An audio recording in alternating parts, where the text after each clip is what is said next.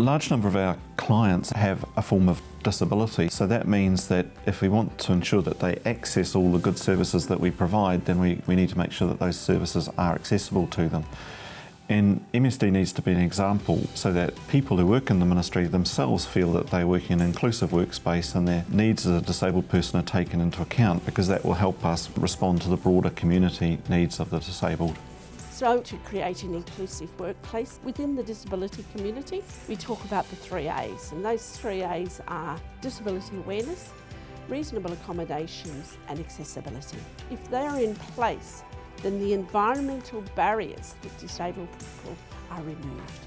Well, we have an extensive program around information accessibility, so that's a big push over the next year. One of the big ones is the reasonable accommodation policy. That really creates an environment within the ministry where disabled people's needs can be taken into account to make sure that we are moving closer to what the disabled person needs to be an effective and productive included person within our workforce. So that's a really important foundation.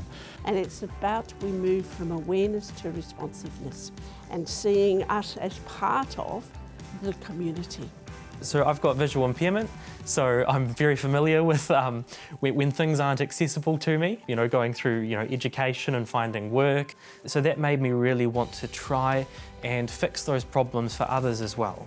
I'm working on these systems that millions of New Zealanders use every year, and just making those systems just a bit easier to use has been wonderful. It's given me a lot more self-confidence and purpose, I guess. And it's extremely and deeply satisfying knowing that you show up to work every day and you're working on some of the systems that help New Zealanders and sometimes in some of the most difficult moments in life.